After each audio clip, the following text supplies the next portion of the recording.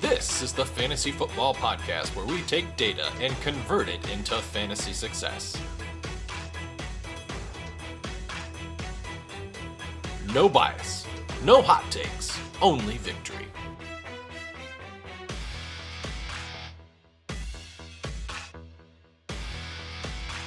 This is the Fantasy Alchemist Podcast, and now your host, Dustin Chandry. Welcome to episode 19 of the Fantasy Alchemist Podcast. I'm your host, Dustin Chandry. And for today's episode, I want to talk about players that you should not be afraid to start in Week 4. These will be players that are outside the top 10 at quarterback and tight end and outside the top 20 at running back and wide receiver that I feel that you can confidently start this week based on their underlying metrics from weeks 1 through 3 and in combination with the matchups that they have. So let's take a look at players that you should not be afraid to start in Week 4. My one tight end recommendation for the week is going to be Packers tight end Luke Musgrave, currently tight end 12 on the weekly rankings according to ESPN. Now, through 3 games, Musgrave is leading the wide receiver and tight end group in snaps, and he is tied at the top in routes run. And he's getting a target on nearly a fifth of his routes. Now, Musgrave has been very close to a breakout game. Last week, Musgrave, he had 8 targets, and he only had 7 targets combined in weeks 1 and 2. And he scored over 10 fantasy points without scoring a touchdown last week. Now, Musgrave's underlying usage strongly indicates a breakout is coming. Now, there is some caution here too, as Christian Watson and possibly Aaron Jones are set to return from injury. Now, I'm not concerned about Musgrave's snap and route involvement, but his target share will be a key factor for his rest of season rankings. But most importantly, this is a great matchup against the Lions. You see, the Lions have given up the most points to opposing tight ends through 3 weeks.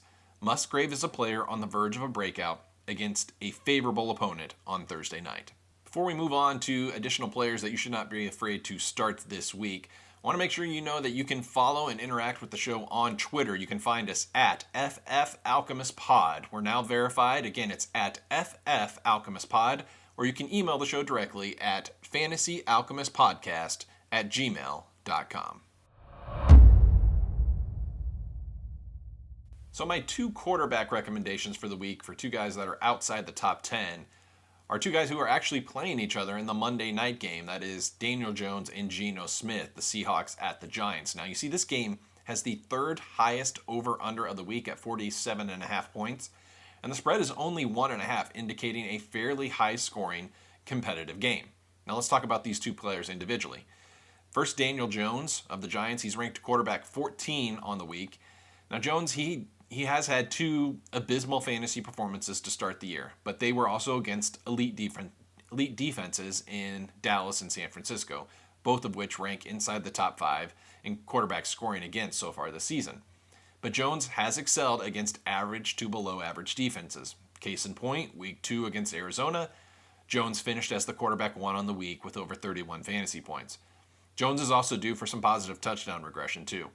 Last year, he finished the 2022 season with 15 passing touchdowns to only 5 interceptions, a 3-to-1 rate, and he had 7 rushing touchdowns. So far, through 3 games this year, he has only 2 passing touchdowns to 4 interceptions, a rate of 1-to-2 with only 1 rushing touchdown.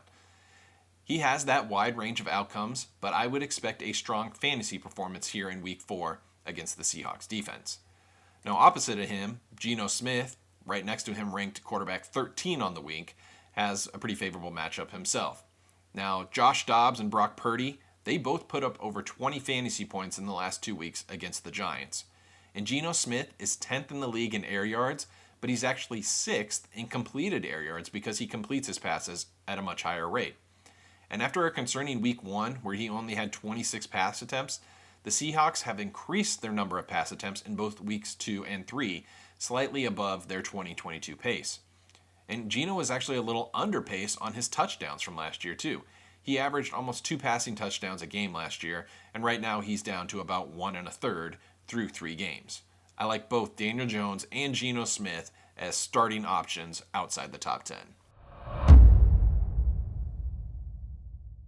Now for the running back position, let's talk about Broncos running back Javonte Williams, currently ranked running back 22 on the week. Now, he has a very favorable matchup. The Bears rank second to last in fantasy points to the running back position through 3 weeks. And Williams is the best running back on the team by far, but the Broncos have kept him more on a pitch count through 3 weeks, coming off that serious knee injury last year. Now, Williams' snap participation has consistently been below 50% for all 3 games, but he is dominating 2/3 of all running back carries and is getting half of the team's targets to the running back unit. Furthermore, Williams is getting a target on over 1/3 of his routes run. As soon as the Broncos increase his snap participation, Williams is primed for a fantasy breakout, and this is an ideal spot with their season already on the brink against a very favorable opponent.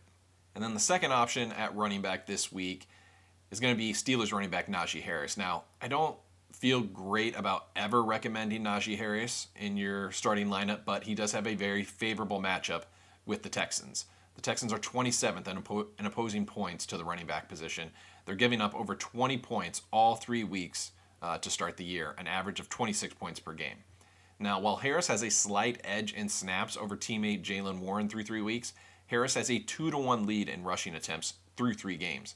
And Harris doesn't have much value in the receiving game, so you are likely leaning on Harris to find the end zone to justify a start. But once you get outside the top 25 running backs, that can be said of just about anyone. But the good news is I expect Harris to have plenty of opportunities this week against the Texans.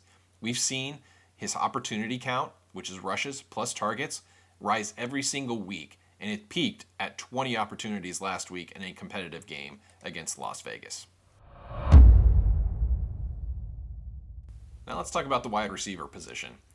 Now I typically highlight players outside the top 20, but I want to first focus on Jakobi Meyers, who's currently wide receiver 19, because I think he should be ranked even higher.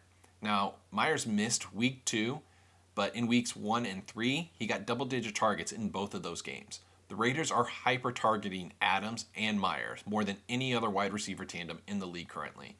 And he has a great matchup against the Chargers, who have given up the second most points to opposing wide receivers so far this year. Make sure you have Jakobi Meyers in your starting lineup.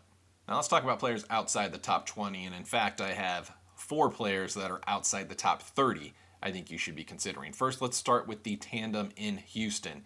Nico Collins and Tank Dell, ranked side by side. Collins is ranked wide receiver 35, Tank Dell wide receiver 36 on the week. Now, we have yet to see a game where both Collins and Dell have strong weeks, but we have seen one of them break through each week. Right? In week 2, it was Collins. In week 3, it was Dell. And the Texans have a favorable matchup against the Steelers in week 4. The Steelers have given up the 5th most points to opposing wide receivers.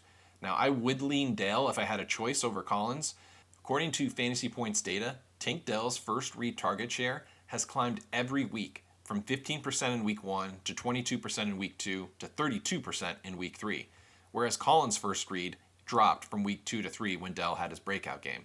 Now, both guys are ranked next to one another, indicating that one is likely to outperform their weekly rank, but there's still not yet a consensus on who the wide receiver 1 is on this team. Now, one player who has greatly disappointed this season but does have a favorable matchup in week 4 is DJ Moore of the Chicago Bears. The Broncos have given up the 7th most points to opposing wide receivers on the season, and in the last 2 weeks, DJ Moore leads the team with a 27% target share, an average depth of target of 15 yards, and he has 40% of the team's air yards. This is about as favorable a spot as we're going to get for this Bears offense. If you lack options at wide receiver or your flex position, this is the week I think you could actually justifiably start DJ Moore. And then lastly, let's talk about Vikings wide receiver Jordan Addison, who is currently ranked wide receiver 42, which kind of seems just crazy to me. Now, part of it, I get it. The Panthers are not an ideal matchup. They rank 4th in opposing points to wide receivers. However, the Vikings and quarterback Kirk Cousins, they're leading the league in pass attempts, pass yards, and pass touchdowns. And Addison is seeing his usage climb. In week 3, Addison increased his snaps played, routes run, targets, and improved his catch rate and his target share. Addison is quickly seizing the wide receiver 2 role away from KJ Osborne. Now, he's already ranked wide receiver 24 on the season with double-digit fantasy points in all 3 games, yet he's only played between 55% to 70% of snaps, but again, that is rising. I expect Addison's weekly ranking to continue to climb throughout the season. So that'll wrap up episode 19 of the Fantasy Alchemist podcast. Make sure to like and subscribe. You can find us on Twitter at FFAlchemistPod. We'll be back early next week with a recap of Week 4 and waiver wire targets ahead of Week 5. This is Dustin Chandry signing off for the Fantasy Alchemist podcast. Thank you for listening to the Fantasy Alchemist podcast. You can follow the pod on Twitter at FFAlchemistPod or email us at fantasyalchemistpodcast@gmail.com.